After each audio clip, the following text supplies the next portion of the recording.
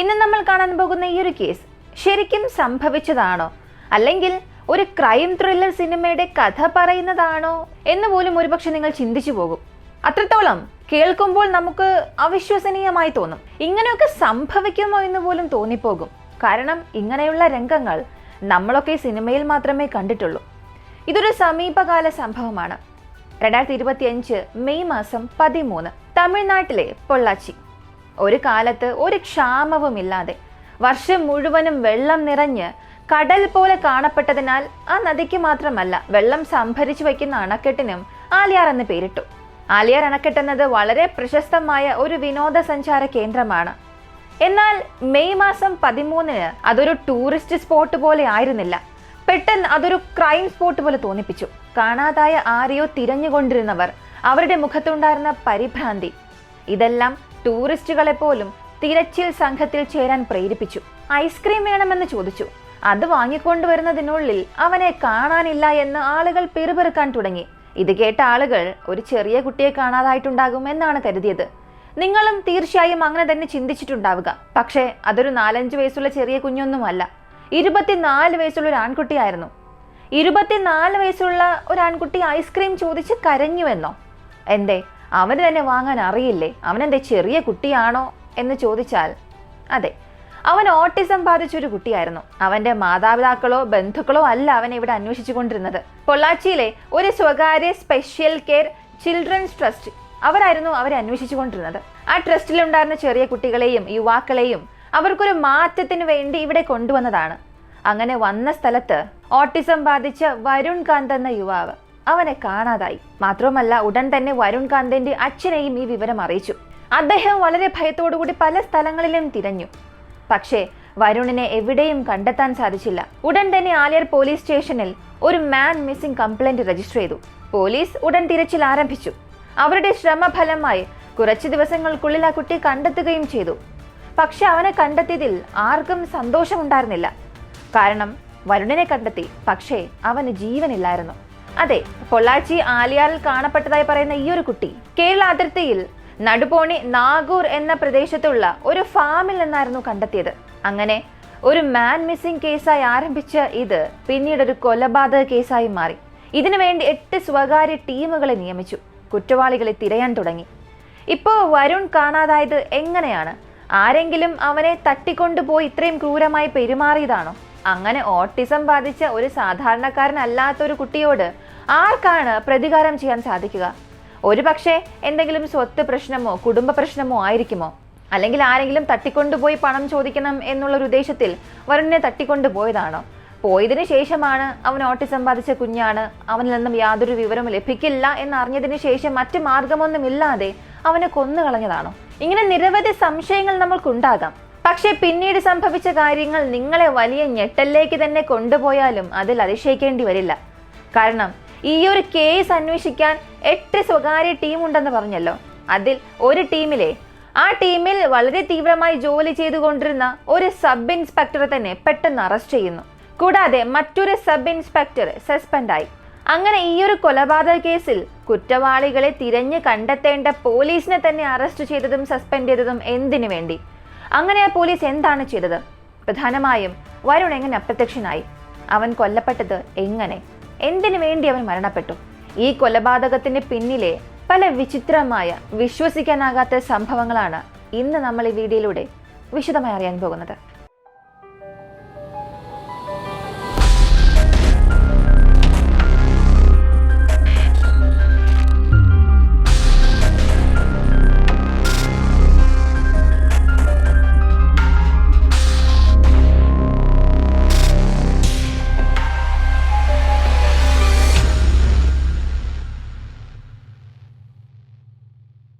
കോയമ്പത്തൂർ ജില്ല സോമനൂർ കാരവള്ളി മടപ്പൂർ സ്വദേശിയാണ് രവികുമാർ. ഓട്ടിസം ബാധിച്ച അദ്ദേഹത്തിന്റെ മകൻ രവികാന്ത്, അവന്റെ വികൃതി ദിനം പ്രതി വർദ്ധിച്ചു വന്നതുകൊണ്ട് അവനെ എങ്ങനെ നിയന്ത്രിക്കണം എന്ന ചിന്തയിൽ, സാധ്യമെങ്കിൽ അവനെ പൂർണ്ണമായും സുഖപ്പെടുത്തണം എന്ന ആഗ്രഹത്തിൽ പൊള്ളാച്ചിയിലെ മഹാലിംഗപുരത്തുള്ള മുല്ലൈ നഗറിലെ യുതിരാജ് ചാരിറ്റബിൾ ട്രസ്റ്റിൽ അവനെ ചേർക്കുന്നു. 2025 മെയ് മാസം 4 അദ്ദേഹം അവനെ കൊണ്ട് ചേർത്തത്. കുറച്ച് ദിവസത്തിന് ശേഷം, അതായത് മെയ് മാസം 12 അവന്റെ ജന്മദിനമായിരുന്നു. അങ്ങനെ അവൻ്റെ അച്ഛൻ അവന് വേണ്ടി ഒരു പുതിയ വസ്ത്രം വാങ്ങി. ആ ട്രസ്റ്റിലെ മറ്റു കുട്ടികൾക്ക് മധുര പലഹാരങ്ങളെല്ലാം വാങ്ങി അദ്ദേഹം തൻ്റെ മകനെ കാണാൻ വരുന്നു എന്ന കാര്യം അവിടെ വിളിച്ചറിയിച്ചു. എന്നാൽ ഞങ്ങളിപ്പോഴാണ് നിങ്ങളുടെ മകനെ ഒന്ന് നിയന്ത്രിച്ച് വികൃതികളൊക്കെ ഒന്ന് കുറച്ചത്. ഇപ്പോൾ പെട്ടെന്ന് നിങ്ങൾ വന്നാൽ അവൻ പഴയതുപോലെ മാറാൻ സാധ്യതയുണ്ട്. അതുകൊണ്ട് വരണ്ട എന്ന് ആ അച്ഛനോട് പറഞ്ഞു. അച്ഛനും അത് ശരിയാണെന്ന് തോന്നി. അതുകൊണ്ട് അവന് വാങ്ങിയ ആ വസ്ത്രം കൊറിയറിൽ അയച്ചു കൊടുത്തു. ഇത്തരം ഒരു സാഹചര്യത്തിൽ അടുത്ത ദിവസം, അതായത് മെയ് മാസം 13 അലിയാറിൽ പോയപ്പോൾ വരുൺ കാണാതായി എന്നുള്ള വിവരം ലഭിച്ചു. അതിനാൽ ഇതിനകം പറഞ്ഞതുപോലെ പരാതി രജിസ്റ്റർ ചെയ്തതിനു ശേഷം പോലീസ് അവനെ തിരയാൻ തുടങ്ങി. ഈ കേസിലേക്ക് ആഴത്തിൽ കടക്കുന്നതിന് മുൻപ് ഓട്ടിസത്തെക്കുറിച്ച് ഒരു ചെറിയ വിശദീകരണം ഞാൻ നിങ്ങൾക്ക് നൽകാം. നിങ്ങൾക്ക് ഈ കേസിൽ എളുപ്പത്തിൽ മനസ്സിലാകാനും ഈ കേസുമായി ഒന്ന് കണക്ട് ആകാനും ഇത് സഹായിക്കും. Autism, ASD, autism spectrum disorder, ഇത് ഒരു രോഗമല്ല, ഇതൊരു നാഡി വൈകല്യമാണ്. ഇതിലൂടെ ആശയവിനിമയക്കുറവും മറ്റുള്ളവരുമായി ബന്ധപ്പെടാനുള്ള കഴിവില്ലായ്മയും ഉണ്ടാകും. ഇവരിൽ മിക്കവർക്കും ശരിയായി സംസാരിക്കാൻ സാധിക്കില്ല. ചില കുട്ടികൾ സംസാരിക്കുകയാണെങ്കിൽ പോലും മറ്റുള്ളവർക്ക് അത് മനസ്സിലാകില്ല. ചിലരൊക്കെ തലയും വിരലുകളുമെല്ലാം തുടർച്ചയായി ഇങ്ങനെ ചലിപ്പിച്ചുകൊണ്ടേയിരിക്കും. ഈ ലക്ഷണങ്ങളെല്ലാം എല്ലാവർക്കും ഒരുപോലെ ആയിരിക്കില്ല. ഇവർ ഒരേ കാര്യം ഇങ്ങനെ ആവർത്തിച്ച് ചെയ്യും. അർത്ഥശൂന്യമായ വാക്കുകൾ വീണ്ടും വീണ്ടും പറയും. കരയുക, പുഞ്ചിരിക്കുക, കൈകൊട്ടുക, കാരണമില്ലാതെ ചിരിക്കുക, ചാടുക. ഇങ്ങനെ ഓട്ടിസം ബാധിച്ച കുട്ടികളെ നിരവധി ലക്ഷണങ്ങളാൽ നമുക്ക് തിരിച്ചറിയാൻ സാധിക്കും. ഇതിനു പുറമെ അവർക്ക് ആളുകളെ തിരിച്ചറിയാൻ സാധിക്കും. അവർ പറയുന്നത് ഒരു പരിധിവരെ മനസ്സിലാക്കാനും സാധിക്കും. എന്നാൽ ഹൈപ്പർ ആക്റ്റീവും ഇതിൽ പഠന വൈകല്യങ്ങളും ഉണ്ടാകും. ഇതിനെ ഇനി സുഖപ്പെടുത്താൻ കഴിയുമോ എന്ന് ചോദിച്ചാൽ സുഖപ്പെടുത്തുന്നത് അസാധ്യമാണ്. ഇങ്ങനെ ഒരു കുഞ്ഞിന് ഓട്ടിസം ഉണ്ടോ എന്ന് 2 മുതൽ 4 വയസ്സ് കുഞ്ഞായിരിക്കുമ്പോൾ തന്നെ നമുക്ക് പെട്ടെന്ന് കണ്ടെത്താനും സാധിക്കും. ഈ തകരാറുള്ള 24 വയസ്സുള്ള വരുൺ വളരെ ഹൈപ്പർ ആക്റ്റീവ് ആയിരുന്നു. ഹൈപ്പർ ആക്റ്റീവ് എന്ന് പറഞ്ഞാൽ അവൻ വളരെ വികൃതിയായിരുന്നു. അവന് ഒരു സെക്കൻഡ്, ഒരു മിനിറ്റ് പോലും ഒരിടത്ത് അടങ്ങിയിരിക്കാൻ സാധിച്ചില്ല. എപ്പോഴും ഓടുകയും ചാടുകയും ഡാൻസ് കളിക്കുകയും ഒക്കെ ചെയ്തുകൊണ്ടേയിരിക്കും. അതിനാൽ ഈ വരുണിന് ഓട്ടിസവും അതിൽ ഹൈപ്പർ ആക്റ്റീവുമായിരുന്നു. അപ്പോൾ പിന്നെ അവന് ശരിയായ പരിശീലനത്തിലൂടെ മാത്രമേ നിയന്ത്രിക്കാൻ സാധിക്കൂ. അതുകൊണ്ടാണ് അവന്റെ അച്ഛനായ രവികുമാർ അവനെ ട്രസ്റ്റിൽ ചേർത്തത്. സാധാരണയായി ഈ രോഗത്തെക്കുറിച്ച് അറിയാത്തവരാണെങ്കിൽ ഈ കുട്ടികളെക്കുറിച്ചൊക്കെ മോശമായി സംസാരിക്കും. അല്ലെങ്കിൽ അവരുടെ പ്രവർത്തനങ്ങൾ കാരണം അവരുടെ ശാന്തത നഷ്ടപ്പെട്ട് ചിലപ്പോൾ ഇങ്ങനെയുള്ള കുട്ടികളെയൊക്കെ അടിക്കുകയും ചെയ്യും. എന്നാൽ ഇതിനുവേണ്ടി പ്രത്യേക പരിശീലനം നേടിയതും വിദ്യാഭ്യാസമുള്ള ഡോക്ടർമാർ, ഗാർഡിയൻസ്, അവിടെ ജോലി ചെയ്യുന്ന സുരക്ഷാ പ്രവർത്തകർ തന്നെ ഇതിനെക്കുറിച്ച് അറിയാതെ അല്ലെങ്കിൽ അറിഞ്ഞിട്ടും ഇവരെയൊക്കെ അടിച്ചാൽ ആരറിയാനാണ്? അങ്ങനെ ഇവർ പറഞ്ഞാലും അത് ആര് വിശ്വസിക്കുമെന്ന ചിന്തയിൽ ഇങ്ങനെയുള്ള കുട്ടികളെ ടോർച്ചർ ചെയ്യാൻ തുടങ്ങിയാൽ എന്ത് സംഭവിക്കും എന്നതിൻ്റെ ഒരു ഉദാഹരണമാണ് ഈ ഒരു കേസ്. അതെ, ഇതിനുശേഷം ഞാൻ ഈ പറയാൻ പോകുന്ന കാര്യങ്ങൾ നിങ്ങൾക്ക് വളരെ ഡിസ്റ്റർബിംഗ് ആയിരിക്കും. ഇപ്പോൾ തന്നെ ഇങ്ങനൊരു മുന്നറിയിപ്പ് നൽകാം. വരുൺ അവിടെ ചേർന്നപ്പോൾ മുതൽ തന്നെ വരുണിൻ്റെ ഈ പ്രവർത്തനങ്ങളൊന്നും അവിടെ ആർക്കും ഇഷ്ടപ്പെട്ടില്ല. വികൃതി വളരെ കൂടുതലായിരുന്നു. പറഞ്ഞ കാര്യങ്ങൾ അനുസരിക്കാതിരിക്കുക, അവൻ പറഞ്ഞ കാര്യങ്ങൾ വീണ്ടും വീണ്ടും അവൻ ആവർത്തിച്ച് പറയുക, ഹൈപ്പർ ആക്റ്റീവ് ആയിരിക്കുക. ഇതുപോലെ ഈ വരുൺ പരിചരണക്കാർക്ക് വലിയൊരു തലവേദനയായി തന്നെ മാറി, ഒരു വെല്ലുവിളിയായി മാറി. പക്ഷേ അത് തന്നെയല്ലേ അവന്റെ പ്രശ്നവും. ഇത് ഭേദമാക്കണം എന്നതിന് വേണ്ടിയല്ലേ അവന്റെ അച്ഛൻ അവനെ അവിടെ ആക്കിയത്. ഇതൊക്കെ മനസ്സിലാക്കി അവനെ ഭേദമാക്കുക എന്ന് തന്നെയല്ലേ ആ ട്രസ്റ്റിലുള്ളവരുടെ ജോലി. എന്നാൽ അങ്ങനെ ഒരു ചിന്ത അല്പം പോലും ഇല്ലാതെ, അല്പം പോലും ക്ഷമയില്ലാതെ ആ ട്രസ്റ്റിലെ ആളുകൾ പരിധി ലംഘിച്ചു കടന്നു. വരുൺ കാണാതാകുന്നതിന് 4 ദിവസം മുൻപ് മെയ് മാസം 9 മേട്ടുപാളയത്തിലേക്ക് ഇവരെല്ലാം ടൂറ് പോയി. എന്നാൽ അപ്പോഴും ഇവനെ ആര് കൈകാര്യം ചെയ്യാനാണ്? എനിക്കൊന്നും പറ്റില്ല എന്ന് കരുതി ആ ട്രസ്റ്റിലുള്ളവർ അവനെ അവിടെ തന്നെ ഉപേക്ഷിച്ചിട്ട് പോയി. ഇതറിഞ്ഞ വരുൺ അന്ന് രാത്രി എന്നെ എന്തിനാണ് എല്ലാവരും ഇവിടെ ഒറ്റയ്ക്കാക്കിയിട്ട് പോയത് എന്ന് ചോദിച്ച് കരയാൻ തുടങ്ങി. എന്നാൽ അവനെ ആശ്വസിപ്പിക്കുന്നതിന് പകരം അവന് ലഭിച്ചത് അടിയും മർദ്ദനവും മാത്രമായിരുന്നു. പോരാത്തതിന് അവൻ ആ ട്രസ്റ്റിൽ ചേർന്നിട്ട് കുറച്ച് ദിവസം മാത്രമേ ആയിട്ടുള്ളൂ. ആ കുറച്ച് ദിവസത്തിൽ തന്നെ അവനെ കൈകാര്യം ചെയ്യാൻ കഴിയാതെ അവർ അടിച്ച് ടോർച്ചർ ചെയ്യാൻ തുടങ്ങി. ഇങ്ങനെ ആ ട്രസ്റ്റിലുണ്ടായിരുന്നവരുടെ ക്രൂരത അധികമായ ആ ദിവസം വന്നെത്തി. 2025 മെയ് മാസം 11, സമയം ഏകദേശം രാത്രി 8 മണി. പുറത്ത് നല്ല മഴ പെയ്യുന്നുണ്ടായിരുന്നു. അടുത്ത ദിവസം തൻ്റെ ജന്മദിനമാണെന്നും അച്ഛൻ തന്നെ കാണാൻ വരുമെന്നുള്ളതും അറിഞ്ഞ വരുൺ ആ സന്തോഷത്തിൽ തുള്ളിച്ചാടാൻ തുടങ്ങി. അതേ കാര്യം തന്നെ വീണ്ടും വീണ്ടും അവൻ പറയാൻ തുടങ്ങി. അവൻ ഒരു ഹൈപ്പർ ആക്റ്റീവ് ആണെന്ന് ഞാൻ തുടക്കത്തിൽ തന്നെ പറഞ്ഞല്ലോ. അതിനാൽ സ്വയം നിയന്ത്രിക്കാൻ കഴിയാത്ത സന്തോഷത്തിൽ അവൻ വളരെ ആക്റ്റീവായി പെരുമാറാൻ തുടങ്ങി. നാളെ അവൻ്റെ ജന്മദിനമാണ്. അച്ഛൻ തന്നെ കാണാൻ വരും, തനിക്ക് കേക്ക് വാങ്ങിക്കൊണ്ടുവരും. ആ ഒരു സന്തോഷം തീർച്ചയായും അവനുണ്ടാകും. പക്ഷേ അവന്റെ സന്തോഷം മറ്റുള്ളവർക്ക് ഒരു വലിയ ടോർച്ചറായി തന്നെ മാറി. അവർ അവനെ നിയന്ത്രിക്കാൻ ശ്രമിച്ചു, പക്ഷേ വരുൺ അവരുടെ വാക്കുകളൊന്നും കേട്ടില്ല. അവന്റെ ഈ വികൃതി വർദ്ധിച്ചതിനാൽ സുരക്ഷാ ജീവനക്കാർക്ക് ദേഷ്യം വരാൻ തുടങ്ങി. വരുണിനെ അടിക്കാൻ തുടങ്ങി. വരുൺ വേദന കൊണ്ട് കരയാൻ തുടങ്ങി. പക്ഷേ താൻ മിണ്ടാതിരുന്നാൽ മാത്രമേ അവർ അവനെ അടിക്കുന്നത് നിർത്തൂ എന്നുപോലും മനസ്സിലാക്കാൻ കഴിയാത്തവൻ വീണ്ടും വീണ്ടും വികൃതി കാണിച്ചുകൊണ്ടേയിരുന്നു. ഇപ്പോൾ അവിടെയുള്ളവർക്ക് അവനെ നിയന്ത്രിക്കാൻ സാധിക്കാത്തതിനാൽ ആ ട്രസ്റ്റ് ഉടമകളിൽ ഒരാളായ കവിത എന്നയാളെ ഇവർ വിവരം അറിയിച്ചു. അടുത്ത കുറച്ച് സമയത്തിൽ കവിത അവിടെ എത്തുകയും ചെയ്തു. എന്നാൽ അവരവിടെ എത്തിയപ്പോൾ വരുൺ അവളുടെ മുഖത്തേക്ക് തുപ്പിയതായും പറയുന്നു. ഇപ്പോൾ കവിതയ്ക്കും വല്ലാത്ത ദേഷ്യം വന്നു. ഏകദേശം ഒരു 20-23 വയസ്സുള്ള അവളുടെ പെൺമക്കൾ, കവിതയുടെ ഭർത്താവായ ലക്ഷ്മണൻ, ആ ട്രസ്റ്റിന്റെ മറ്റ് അഡ്മിനിസ്ട്രേറ്റർമാരായ ഷാജു, ഗിരിജം, ഡ്യൂട്ടിയിലുള്ള മറ്റു പുരുഷന്മാർ എല്ലാവരും ചേർന്ന് കയ്യിൽ കിട്ടിയതെല്ലാം എടുത്ത് വരുണിനെ ക്രൂരമായി തന്നെ ആക്രമിച്ചു. ഇതിൽ ഈ ഗിരിരാജ് തുടർച്ചയായി ക്രിക്കറ്റ് ബാറ്റ് ഉപയോഗിച്ച് വരുണിനെ അടിച്ചുകൊണ്ടേയിരുന്നു. ഒന്ന് ചിന്തിച്ചു നോക്കുക, നമുക്ക് പോലും ഇങ്ങനെയുള്ള വേദനകൾ സഹിക്കാനേ സാധിക്കില്ല. ഒരു ഘട്ടത്തിൽ നമ്മൾ പോലും തിരിച്ചടിച്ചു പോകും. ഇങ്ങനെ സാധാരണക്കാർ പോലും ഒരു നിയന്ത്രണവുമില്ലാതെ പെരുമാറുമ്പോൾ സ്വയം നിയന്ത്രിക്കാൻ കഴിയാത്ത വരുണിനെ കൊണ്ട് എന്ത് ചെയ്യാൻ സാധിക്കും? ഒരു ഘട്ടത്തിൽ വേദന സഹിക്കാൻ കഴിയാതെ അവൻ നിലവിളിച്ച് കരയാൻ തുടങ്ങി. ഒരു ഘട്ടത്തിൽ അവന്റെ പാന്റിൽ തന്നെ അവൻ യൂറിൻ പോയി. എന്നാൽ അപ്പോഴും അവനെ അടിച്ചുകൊണ്ടേയിരുന്നു. അവന്റെ വസ്ത്രം കീറി, തൊലിയും കീറി, രക്തം വരാൻ തുടങ്ങി. പക്ഷെ അപ്പോഴും ആ രാക്ഷസന്മാരുടെ ദേഷ്യം കുറഞ്ഞതേയില്ല. അവർ വരുണിന്റെ വസ്ത്രം എല്ലാം അഴിച്ചു മാറ്റി അവനെ നേക്കടാക്കി. ആ രക്തമൊഴുകുന്ന മുറിവുകളിലെല്ലാം അവർ മുളക് പൊടി തേച്ചു വെച്ചു. ആ വേദന കൊണ്ട് അവൻ പിടഞ്ഞ് കരയുമ്പോൾ അവർ അതെല്ലാം ആസ്വദിച്ചു കൊണ്ടിരുന്നു. മാത്രമല്ല വായിൽ പച്ചമുളക് തേച്ചു. അതവനെ കഴിക്കാനും നിർബന്ധിപ്പിച്ചു. അങ്ങനെ വരുൺ വളരെ ആവേശഭരിതനായി കാത്തിരുന്ന ആ ദിവസം വന്നെത്തി. അന്നാണ് വരുണിന്റെ ജന്മദിനം. പക്ഷെ അവൻ നൽകിയ പീഡനമൊന്നും അപ്പോഴും അവസാനിപ്പിച്ചില്ല. എന്നാൽ അവർ അവന്റെ മേൽ ഈ മുളക് പൊടി തേക്കുന്നത് നിർത്തി. പകരം അവർ അവന്റെ ശരീരം മുഴുവനും പഞ്ചസാര പുരട്ടി. കുറച്ച് മിനിറ്റുകൾക്കുള്ളിൽ എവിടെ നിന്നൊക്കെയോ വന്ന ഉറുമ്പുകൾ അവന്റെ ശരീരം മുഴുവനും അങ്ങനെ കയറാൻ തുടങ്ങി, പടരാൻ തുടങ്ങി. അത് അവന്റെ മുറിവുകളിലും സ്വകാര്യ ഭാഗങ്ങളിലും എല്ലാം കടിക്കാൻ തുടങ്ങി. ഇത് അരുണിന് സഹിക്കാനാകുന്നതിലും അപ്പുറമായിരുന്നു. കനത്ത രക്തസ്രാവം, മുറിവുകൾ, വീക്കം, ഇതുപോലെ എല്ലാ പീഡനങ്ങളും അവൻ അനുഭവിച്ചു. തൻ്റെ ജന്മദിനത്തിൽ തന്നെ ഈ പീഡനങ്ങളെല്ലാം അനുഭവിച്ച് അവൻ്റെ ജീവൻ പതിയെ പതിയെ അവസാനിച്ച് ഈ പീഡനങ്ങളിൽ നിന്നെല്ലാം നിരന്തരമായ ഒരു മോചനവും അവൻ നേടി. അതെ, വരുൺ മരിച്ചു.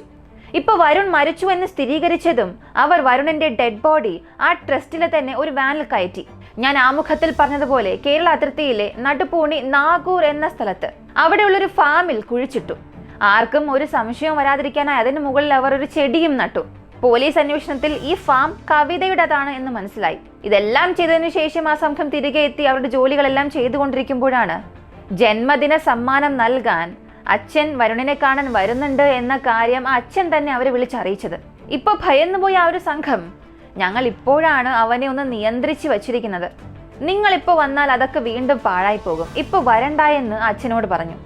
എന്നാൽ ആ സാഹചര്യത്തെ അപ്പോൾ കൈകാര്യം ചെയ്തെങ്കിൽ പോലും പിന്നീട് എങ്ങനെ വരുണിന്റെ അച്ഛനെ കൈകാര്യം എന്ന് ചിന്തിച്ച ആ ഒരു ടീം പിന്നീടുണ്ടാക്കിയ ആ ഒരു കഥയായിരുന്നു ഈ ടൂർ, ആലിയാറിലെ ടൂർ. മെയ് മാസം 13-ന് ആ ടൂറിന് കൊണ്ടുപോയി അവിടെ വെച്ച് വരുൺ കാണാതായി എന്ന രീതിയിലുള്ള ഒരു നാടകം കളിച്ചു. പോലീസിനെയും വരുണിന്റെ അച്ഛനെയും അവരത് വിശ്വസിപ്പിച്ചു.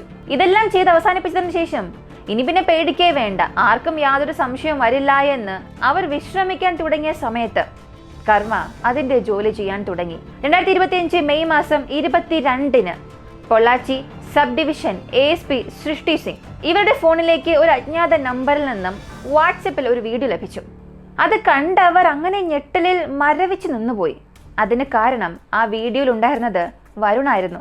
വരുൺ ക്രൂരമായി ആക്രമിക്കപ്പെടുന്ന രംഗമായിരുന്നു. ഇപ്പോൾ ഈ വീഡിയോയിലുള്ളത് ആരാണ്, എന്താണ് എന്ന് അവർ അന്വേഷിക്കാൻ തുടങ്ങി. ഉടൻ തന്നെ വരുണിന്റെ അച്ഛനെ വിളിച്ച് അന്വേഷിച്ചു. അദ്ദേഹത്തിൽ നിന്നും ഒരു പരാതി വാങ്ങി. പെട്ടെന്ന് തന്നെ ഒരു ടീമിനെ റെഡിയാക്കി ആ ട്രസ്റ്റിലേക്ക് പോയി. അവിടെ ഉണ്ടായിരുന്ന ആളുകളെ പിടിച്ച് അന്വേഷിക്കുമ്പോഴാണ് എന്ത് സംഭവിച്ചു എന്നുള്ള കാര്യം അവർക്ക് മനസ്സിലായത്. ആദ്യം പോലീസ് അവിടെ ഉണ്ടായിരുന്ന ഗിരിറാമിനെ അറസ്റ്റ് ചെയ്തു. അവൻ പറഞ്ഞ കാര്യങ്ങൾ അനുസരിച്ച് കവിതയുടെ ഫാമിൽ കുഴിച്ചിട്ട് വരുണിന്റെ ഡെഡ് ബോഡി പുറത്തെടുത്തു. അതിനുശേഷം ആ ട്രസ്റ്റിൽ ജോലി ചെയ്ത രംഗനായകി റിതേഷ്, ഷാജുവിന്റെ അച്ഛൻ സെന്തിൽ, സതീഷ്, ഷീല തുടങ്ങിയ 5 പേരെ അറസ്റ്റ് ചെയ്തു. പിന്നീട് കേരളത്തിൽ ഒളിവിൽ കഴിഞ്ഞിരുന്ന കവിത, ലക്ഷ്മണൻ, അവരുടെ പെൺമക്കളായ ശ്രുതി, ശ്രേയ, ഷാജി, ഈ 5 പേരെയും തിരുവനന്തപുരത്ത് വെച്ച് മെയ് മാസം 27 അറസ്റ്റ് ചെയ്തു. അറസ്റ്റ് ചെയ്ത ഈ 11 പേരെയും ഇപ്പോൾ ചോദ്യം ചെയ്തു വരികയാണ്. ശരി, ഇതെല്ലാം ശരിയാണ്. പക്ഷേ ഈ കേസിന്റെ ആമുഖത്തിൽ ഇതിൽ 2 സബ് ഇൻസ്പെക്ടർ ഉൾപ്പെട്ടിട്ടുണ്ട് എന്ന രീതിയിൽ പറഞ്ഞല്ലോ. അതെങ്ങനെയാണ് എന്നൊരു ചോദ്യം നിങ്ങൾക്കിപ്പോൾ വരാം. പോലീസ് കവിതയെയും സംഘത്തെയും കേരളത്തിൽ വെച്ച് അറസ്റ്റ് ചെയ്തല്ലോ. അവരെ സബ് ഇൻസ്പെക്ടർ നവനീത് കൃഷ്ണനായിരുന്നു അറസ്റ്റ് ചെയ്തത്. അങ്ങനെ അറസ്റ്റ് ചെയ്തപ്പോൾ കവിതയിൽ നിന്നും 1.5 ലക്ഷം രൂപയും 18.5 പവൻ സ്വർണം ഇവയെല്ലാം പിടിച്ചെടുത്തിരുന്നു. പിന്നീട് 50,000 രൂപ പണം, ബാങ്ക് ചെക്ക്, ഇതൊക്കെ കവിതയെ ഷാജിയുടെ സഹോദരനെ അയക്കാൻ നിർബന്ധിപ്പിച്ച് അവനിൽ നിന്നും ഇതെല്ലാം പോലീസ് വാങ്ങി. പക്ഷേ ഈ പിടിച്ചെടുത്ത സാധനങ്ങളൊന്നും അക്കൗണ്ടിൽ കാണിച്ചില്ല. അവരെ ഭീഷണിപ്പെടുത്തി വാങ്ങിയ കാര്യങ്ങളൊന്നും പുറത്ത് പറഞ്ഞതും ഇല്ല. ഇതെല്ലാം അറിഞ്ഞ് സബ് ഇൻസ്പെക്ടറായ മഹാരാജയുടെ വായടയ്ക്കാൻ നവനീത് കൃഷ്ണൻ അദ്ദേഹത്തിനും പണം നൽകിയതായി പറയപ്പെടുന്നു. ഇതിനുവേണ്ടിയാണ് ഇൻസ്പെക്ടർ നവനീത് കൃഷ്ണനെ അറസ്റ്റ് ചെയ്തത്. സേലം സെൻട്രൽ ജയിലിലാണ് അദ്ദേഹം ഇപ്പോൾ ഉള്ളത്. ഇൻസ്പെക്ടറായ മഹാരാജ സസ്പെൻഡ് ചെയ്യപ്പെട്ടു. ഇപ്പോൾ ഒരു സംശയം കൂടെ വരാം. ഈ അറസ്റ്റ് ചെയ്തവരിൽ നിന്നും ഇവരിങ്ങനെ പണം വാങ്ങിയെങ്കിൽ ഈ അറസ്റ്റ് ചെയ്തവരെയൊക്കെ വിട്ടയക്കേണ്ടതല്ലേ? അല്ലെങ്കിൽ അവർക്കും ഈ നടന്ന സംഭവങ്ങൾക്കും യാതൊരു ബന്ധവും ഇല്ല എന്ന രീതിയിലെങ്കിലും കേസ് വരണ്ടേ? പക്ഷേ എല്ലാവരെയും അറസ്റ്റ് ചെയ്തിട്ടുണ്ടല്ലോ, നിയമത്തിന് മുൻപിൽ നിർത്തിയിട്ടുണ്ടല്ലോ എന്ന് ചോദിച്ചാൽ ഇവരുടെ ഈ ഇടപാട് വ്യത്യസ്തമായിരുന്നു. ഇവർ നൽകിയ കരാർ പ്രകാരം കവിതയുടെ 2 പെൺമക്കളെ അറസ്റ്റ് ചെയ്യാൻ പാടില്ല, അവരെ ഈ കേസിൽ ഉൾപ്പെടുത്തരുത്, ഇതായിരുന്നു ഇവരുടെ കരാർ. എന്നാൽ പറഞ്ഞ വാക്ക് പാലിക്കാതെ കൈനീട്ടി കാശ് വാങ്ങിയിട്ട് കൂടിയും ആ പെൺകുട്ടികളെ അറസ്റ്റ് ചെയ്യേണ്ട സാഹചര്യം വന്നു. എന്തായാലും താനും സംഘവും അകപ്പെട്ടു. ഇവരിനി ഇങ്ങനെ സന്തോഷത്തോടെ ജീവിക്കേണ്ട എന്ന് കരുതിയ അയാൾ ഉന്നത ഉദ്യോഗസ്ഥരുടെ അടുത്തേക്ക് ചെന്ന് ഈ സംഭവിച്ച കാര്യങ്ങളെല്ലാം പറഞ്ഞു. അങ്ങനെയാണ് ഈ 2 പോലീസുകാരും കുടുങ്ങിയത്. ഈ കേസിനെ കുറിച്ചുള്ള ചില പ്രധാനപ്പെട്ട വിവരങ്ങൾ കൂടെ എനിക്ക് നിങ്ങളോട് പറയണം. കവിതയും അവളുടെ ഭർത്താവായ ലക്ഷ്മണനും ഡോക്ടർ പഠിക്കാതെ തന്നെ ഡോക്ടർക്ക് പഠിച്ചതായി നാട്ടുകാരെ പറ്റിച്ച് 9 വർഷമായി ട്രസ്റ്റ് നടത്തുന്നുണ്ട്. പക്ഷെ 3 മാസം മുൻപാണ് അവർക്ക് ഇതിന്റെ ഒരു അംഗീകാരം ലഭിച്ചത്. അങ്ങനെ വ്യാജ ഡോക്ടർമാർ നടത്തുന്ന ഈ ട്രസ്റ്റിൽ ഒരു രോഗിയെ പ്രവേശിപ്പിക്കാൻ അവർ 1 ലക്ഷം രൂപ നൽകണം, സംഭാവന നൽകണം. മാത്രവുമല്ല പ്രതിമാസം 40,000 അല്ലെങ്കിൽ 50,000 നൽകിക്കൊണ്ടിരിക്കണം. ഇനി അവർ എന്ത് ചോദിച്ചാലും പണം നൽകണം. ഇതുപോലെ പണത്തെ മാത്രം അടിസ്ഥാനമാക്കിയുള്ള ഒരു ട്രസ്റ്റ് മാത്രമായിരുന്നു അത്. അതുകൊണ്ട് തന്നെ അവിടെ വരുന്നവരെല്ലാം സമ്പന്ന കുടുംബത്തിലുള്ളവരാണ് എന്നാണ് ചിന്തിക്കുന്നത്. ഇപ്പോൾ വരുണിന്റെ ബന്ധുക്കൾ പറയുന്നത്, ഞങ്ങളുടെ കുട്ടി മരിച്ചതിൽ ഞങ്ങൾക്ക് വലിയ സങ്കടമുണ്ട്. പക്ഷേ അവിടെ വർഷങ്ങളായി പീഡനങ്ങൾ സഹിക്കുന്ന കുട്ടികൾ, ആ കുട്ടികളെ രക്ഷിക്കാൻ ഞങ്ങളുടെ മകൻ തൻ്റെ ജീവൻ തന്നെ ബലിയർപ്പിച്ചുവെന്നാണ് ഞങ്ങളിപ്പോൾ കരുതുന്നത്. എൻ്റെ മകൻ ഇല്ലായിരുന്നെങ്കിൽ ഇപ്പോൾ ഈ സംഭവങ്ങളൊന്നും പുറത്തറിയുകയില്ലായിരുന്നു എന്ന്. ഇവിടെ നമ്മൾ ശ്രദ്ധിക്കേണ്ട ഒരു കാര്യം, മാനസികാരോഗ്യ കേന്ദ്രം എന്ന് പേര് വെച്ചുകൊണ്ട് അതിനനുസരിച്ചതുപോലെ ഇവർ പെരുമാറിയിട്ടേ ഇല്ല. പറഞ്ഞു വന്നാൽ ഇവരെയൊക്കെയാണ് ഇങ്ങനെ ആശുപത്രിയിൽ ചേർക്കേണ്ടത്. കാരണം ബുദ്ധി ശരിയായി പ്രവർത്തിക്കുന്ന സാധാരണക്കാർ ആരും ഇവിടെ പോകില്ല. ഇങ്ങനെയുള്ള ചിലരായിരിക്കും ഇവിടെ പോവുക. അപ്പോൾ പിന്നെ ഇങ്ങനെയുള്ളവർക്ക് എങ്ങനെയാണ് അനുസരണയുള്ളവരായിരിക്കാൻ സാധിക്കുക? അപ്പോൾ ഇവരെ നോക്കാൻ നിൽക്കുന്നവരാണ് ഇതെല്ലാം മനസ്സിലാക്കി സഹിച്ച് ആ ജോലിയുടെ സ്വഭാവം എല്ലാം മനസ്സിലാക്കി പ്രവർത്തിക്കേണ്ടത്. അതിനാണല്ലോ ട്രസ്റ്റ് നടത്തുന്നത്. അവിടെ ജോലി ചെയ്യുന്നവരും ഇതിനാണല്ലോ ശമ്പളം വാങ്ങുന്നത്. മാത്രമല്ല നമ്മുടെ ജോലി ഇങ്ങനെയൊക്കെയാണ് എന്ന് മനസ്സിലാക്കിക്കൊണ്ട് തന്നെയല്ലേ ജോലിക്ക് വന്നിരിക്കുന്നത്. ഇനി അവർക്കിത് സഹിക്കാൻ കഴിയുന്നില്ല എന്നുണ്ടെങ്കിൽ അവർ വീട്ടിലിരിക്കണമായിരുന്നു. മാത്രമല്ല വളരെ ധൈര്യത്തോടു കൂടി ആ കുട്ടിയെ പീഡിപ്പിക്കുകയും മർദ്ദിക്കുകയും ആ കുഞ്ഞ് മരിച്ചു എന്നറിഞ്ഞതിന് ശേഷം പോലും യാതൊരു പരിഭ്രാന്തിയോ ഭയമോ കൂടാതെ ഒരു ക്രൈം ത്രില്ലർ സിനിമയിൽ വരുന്നത് പോലെ ആ കുഞ്ഞിന്റെ ശരീരം കൊണ്ടുപോയി കുഴിച്ചിടുകയും അതിന് മുകളിൽ ഒരു ചെടി നടുകയും ചെയ്തു. ഇതെല്ലാം കാണുമ്പോൾ ഇവർക്കിതൊരു പുതിയ കാര്യം പോലെ തോന്നുന്നില്ല. ഇതിനു മുൻപ് ഇങ്ങനെയുള്ള കാര്യങ്ങൾ ചെയ്തവർക്ക് പരിചയമുള്ളതുപോലെയാണ് തോന്നുന്നത്. അതുകൊണ്ട് ഇങ്ങനെയുള്ള കാര്യങ്ങൾ അന്വേഷിക്കണമെന്ന് ജനങ്ങളുടെ ഭാഗത്തു നിന്നും അഭ്യർത്ഥന വന്നു. ഒരു ഓട്ടിസം ബാധിച്ച കുഞ്ഞാണ് എന്ന് പോലും ഓർക്കാതെ ഇത്ര ക്രൂരമായി ടോർച്ചർ ചെയ്ത് അടിച്ചു കൊന്ന ഈ രാക്ഷസന്മാരെ കുറിച്ച് നിങ്ങൾ എന്താണ് കരുതുന്നത്? ഈ കുറ്റം ഇതാദ്യമായി സംഭവിച്ചു എന്നാണോ നിങ്ങൾ കരുതുന്നത്? അല്ലെങ്കിൽ ആ ട്രസ്റ്റിലെ മറ്റു കുട്ടികൾക്കും ഇതുപോലുള്ള സംഭവങ്ങൾ, ഇതുപോലുള്ള ക്രൂരതകൾ അനുഭവിച്ചിട്ടുണ്ടാകും എന്ന് ചിന്തിക്കുന്നുണ്ടോ? കാരണം പച്ചമുളക് കടിച്ച് കഴിക്കാൻ പറയുക, മുളക് പൊടിയെടുത്ത് മുറിവിൽ തേച്ചു കൊടുക്കുക, പഞ്ചസാര തേച്ച് ഉറുമ്പുകളെ കൊണ്ട് കടിപ്പിക്കുക, ഇതൊക്കെ ഇവർ ചെയ്തത് കാണുമ്പോൾ മുൻപ് തന്നെ ഒരുപാട് അനുഭവ പരിചയമുള്ളതുപോലെയാണ് തോന്നിയത്. അപ്പോൾ നിങ്ങളുടെ അഭിപ്രായം ഇതിൽ എന്താണെന്നുള്ളത് കമന്റിൽ പറയുക. ഈ കേസ് അന്വേഷിച്ച പോലീസും ഇതിൽ പണം വാങ്ങിയാൽ കൂടിയും അത് കണ്ടുപിടിച്ച് ഉടൻ തന്നെ അവരിൽ നടപടിയെടുത്തതും അതേ പോലീസ് തന്നെയാണ്. അപ്പോൾ പിന്നെ എല്ലാ പോലീസുകാരെയും നമുക്കിവിടെ തെറ്റു പറയാനും സാധിക്കില്ല. ഈ കേസിൽ ബന്ധപ്പെട്ടിട്ടുള്ള എല്ലാ കുറ്റവാളികൾക്കും വളരെ കഠിനമായ ശിക്ഷ തന്നെ ലഭിക്കണം. ആ കുഞ്ഞ് അനുഭവിച്ച വേദന ഇവർ ഓരോരുത്തരും അനുഭവിക്കണം.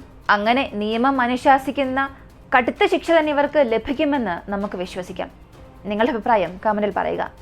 മറ്റൊരു വീഡിയോയുമായി വീണ്ടും കാണാം.